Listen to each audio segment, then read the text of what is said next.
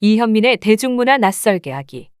사내 커플, 여성이 먼저 승진하면 벌어지는 일. 얼마 전 여성 편의점 알바생이 쇼커트 헤어스타일이라는 이유로 너 페미니스트지, 넌 좀 맞아야겠다며 무차별적 폭행을 당한 사건이 발생했다. 같은 여성으로서 어이없음을 넘어 분노의 감정이 든 이 사건을 통해 국내 페미니즘 인식의 현주소에 대해 깊이 고민하게 되었다. 성이 여성이라는 이유로 투표권조차 없었던 시절, 여성의 권리와 참정권을 획득하고자 시작된 페미니즘 운동은 여성들이 처한 상황과 현실이 다양해지면서 그 실천 방향과 철학도 새로운 흐름으로 전개되기 시작하였다. 하지만 국내에서는 오직 급진주의 페미니즘의 부적절한 예시, 이를테면 남성과 여성을 적대적 관계로 규정하고 일부 남성의 폭력성을 남성 전체의 행위로 일반화하는 왜곡된 가치관이 주입되었다. 특히 남초, 여초 카페의 남성 여성 혐오가 일반 대중의 생각인 것처럼 이슈화되면서 젠더 갈등은 격화되었다. 하지만 페미니즘의 본질은 여성의 사회적 역할에 대한 편견이나 차별을 배제하자는 기조가 기본이 되는 것이다. 남성 혐오를 조장하는 것이 아님에도 불구하고 일부에서 페미니즘은 반드시 배제되어야 할 생각이라는 잘못된 상식이 일반화되는 실정이다. 그러나 현 시대의 20대 남성의 대부분은 언론이 보도하는 사회적 분위기와는 다르게 페미니즘 자체에 대해 격렬한 반감을 품고 있지 않다.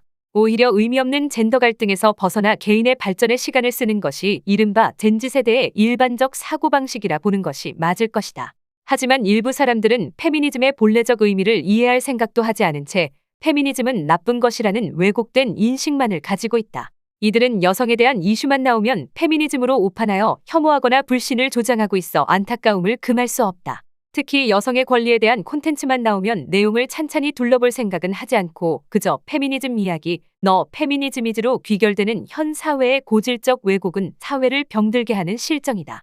넷플릭스 영화 페어플레이는 페미니즘 영화가 아닌 여성의 관점에서 느낀 사회적 갈등과 그 시선에 관한 이야기이다. 당연히 일부에 의해 페미니즘 영화라 규정될 요소가 상당히 많은 영화이다. 하지만 이 영화는 젠더 대결의 문제가 아닌 인간 기저의 심리 문제를 담고 있는 심리 스릴러 영화로 보는 것이 맞다. 에밀리와 루크는 막 약혼한 행복한 커플이었지만 같은 회사에서 예비 신부 에밀리가 먼저 승진하면서 그들의 사랑이 변질되는 상황을 스릴러의 형태로 담고 있는 영화이다.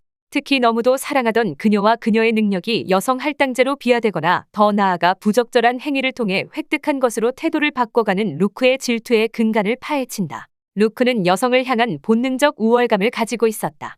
그녀의 능력의 수군거리는 전반적인 사회인식 또한 여성 능력을 향한 왜곡된 인식을 극렬히 보여준다. 영화는 헤지펀드 회사에서 근무하고 있는 남녀 커플에게 여성이 남성보다 먼저 승진했다는 단순한 상황이 얼마나 많은 인간관계의 역학을 역전시키고 변화시키는지 표현하고 있다. 특히 직장 생활 속 여성의 능력과 이를 바라보는 사회적 시선, 그리고 사랑하는 사람과의 관계가 여성의 사회적 상황에 따라 달라지거나 뒤바뀌는 상황을 통해 인간이 가진 본능적 질투심에 대해 많은 생각할 거리를 던져주고 있다. 영화 페어플레이는 저예산 영화의 아카데미라고 불리는 선댄스 영화제로부터 초청을 받은 작품이다. 나아가 올해 아카데미 남녀주연상 후보에 노미네이트되면서 이 영화에 대한 예술적 관심을 넘어 대중적 관심까지 높아지고 있다. 어찌 보면 아주 단순한 명제인데 인간의 질투, 남녀의 역학관계 등이 가미되면서 심장 쫄깃한 스릴러로 탈바꿈했다. 감독의 현실에 대한 탐구와 장르에 대한 도전 정신이 빛을 발한 작품으로 풀이된다. 페어플레이를 페미니즘 영화로 규정하는 이들이 있다. 하지만 여성의 능력과 남성과의 대결 구도가 나온다고 모두 페미니즘 영화로 잘못된 꼬리표를 붙여서는 안 된다. 다양한 예술이 사회적 의미를 안고 대중들에게 생각할 거리를 줄 수 있도록 흑백 논리는 접어두고 열린 마음으로 다양한 콘텐츠를 즐겨야 한다. 특히 OTT의 시대, 세계의 다양한 콘텐츠를 손쉽게 즐길 수 있는 시대가 온 만큼 다양성에 대한 열린 시선이 진짜 콘텐츠를 즐길 수 있는 전제 조건이 되어야 할 것이다. 더 칼럼니스트